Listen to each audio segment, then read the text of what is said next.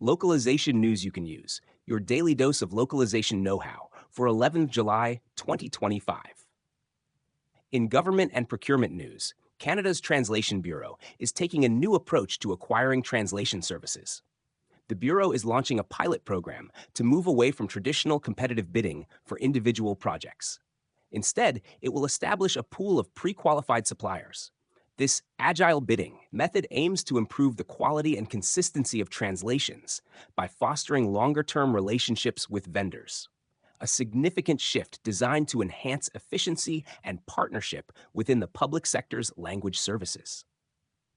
Staying on the topic of governmental language strategy, a notable trend is being observed in China, where a push for linguistic self-reliance is leading to a decreased emphasis on foreign language education, particularly English, within the national curriculum.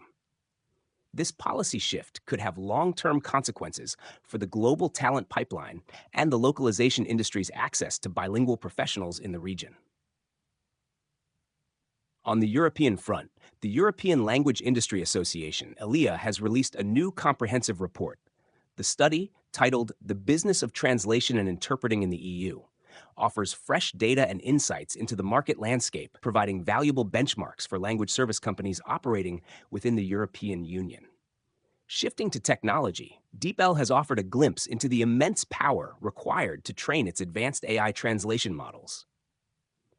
The company detailed its process for deploying NVIDIA DGX SuperPOD infrastructure, highlighting the significant investment in high-performance computing necessary to stay at the forefront of machine translation quality.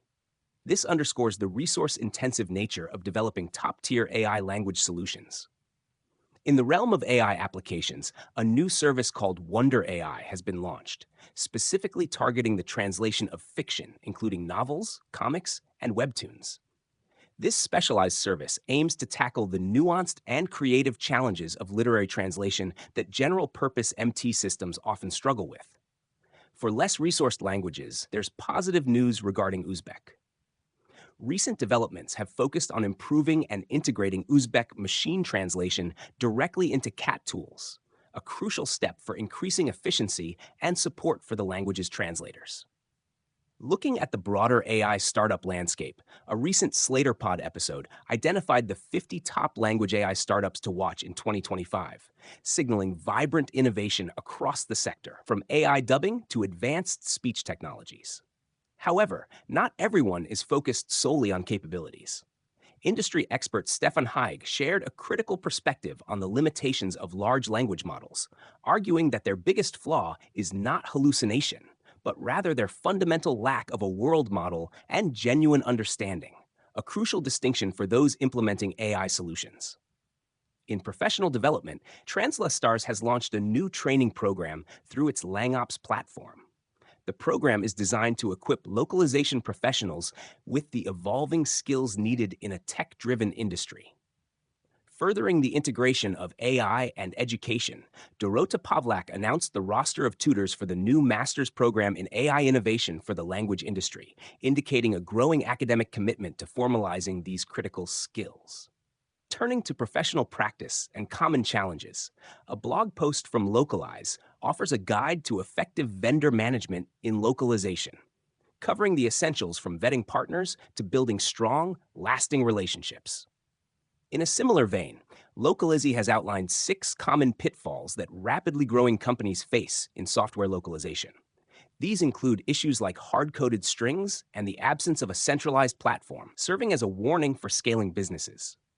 On a more granular level, a post by Jozef Kubowski from Localizy highlighted a simple but damaging mistake.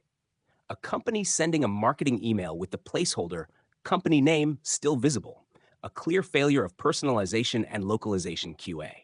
In the interpreting field, Helen E. Song introduced a discussion around the silent partner protocol.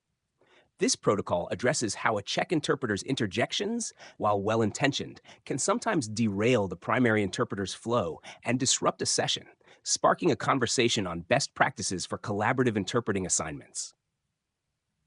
From a linguistic and cultural perspective, a recent study by Preply revealed that a significant number of Americans are confused by common text and online acronyms. This highlights the rapid evolution of digital language and the communication gaps that can emerge. A relevant reminder for anyone working in localization and communication. Finally, for those interested in the academic foundations of our field, publisher Routledge has released a new book by Xu Jun, simply titled On Translation. The work promises to be a significant new contribution to translation studies, exploring the theoretical underpinnings of the craft. Thank you for listening to this episode of Localization News You Can Use, your daily dose of localization know-how.